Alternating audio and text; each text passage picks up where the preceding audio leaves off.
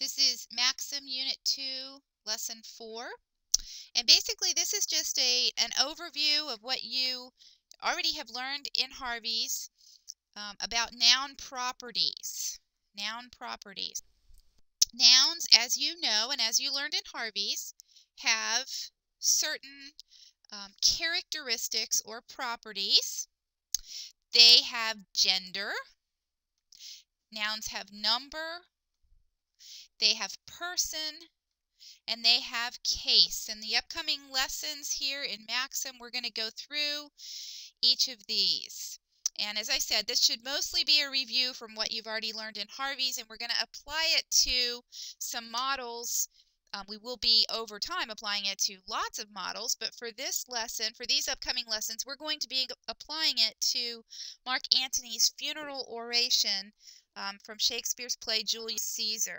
And I do recommend that before you start these lessons, you definitely read this out loud. As a matter of fact, this is a passage from Shakespeare that I have my kids memorize. So it's a great speech. It's a great speech to say with lots of emotion. Might be fun to read it at the dinner table together. But definitely you want to read that out loud and make sure that you really understand the speech before you get started. And you should always do that with models at the beginning of a chapter. You should always read them carefully. All right, well, today in this lesson, what we're going to talk about is the noun property of gender. Gender. Okay, there are 4 genders in English that we recognize. Those of you who take Latin, there are 3 genders, but English adds an additional one that Harvey's recognizes, and sometimes they're lumped together even in English, but we're going to recognize 4 genders. There's first of all the masculine gender, and that obviously denotes a male. Okay, so in this model we have men, we have Caesar, we have Brutus, we have king. Those all clearly are masculine. Here are some additional ones. Headmaster, schoolmaster. When you're talking about in the animal kingdom, sometimes the different genders of a particular animal, you'll have a group name, but then you'll also have particular names within that group name. So, for example, if you're talking about deer, which is a common gender noun, we'll talk about that in a minute, but the male deer is called a buck.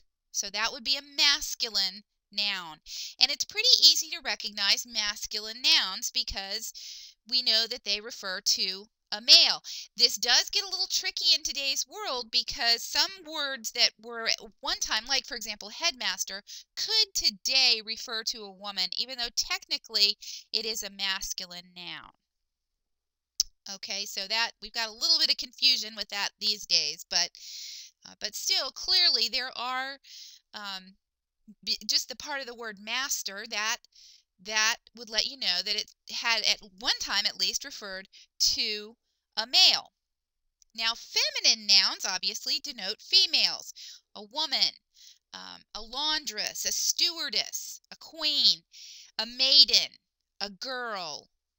Okay, all of those would be feminine gender nouns.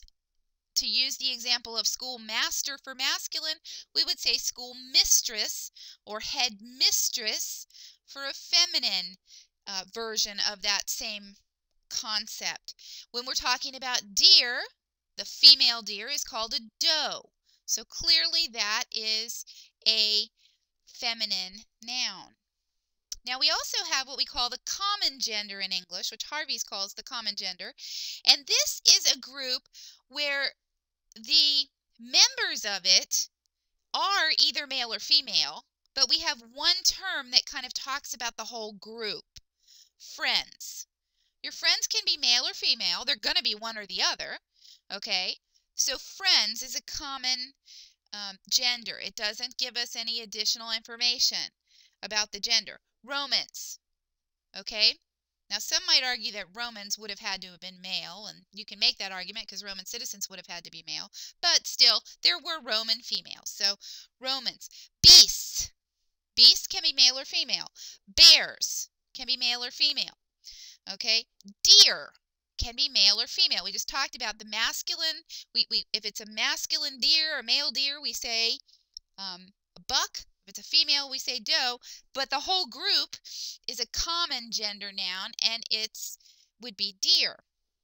And then finally, the neuter gender is for things that would not have any intrinsic gender. A chair, a desk, a computer, a lamp. They don't have an intrinsic masculine or feminine identity. So those are what we call neuter. In this model, we would have the coffin. Judgment. Okay, that's a concept that does not have gender. Heart, soul. Okay, those things do not have gender in English. Now, in other languages, they do have gender, but we do not assign a gender to those things in English.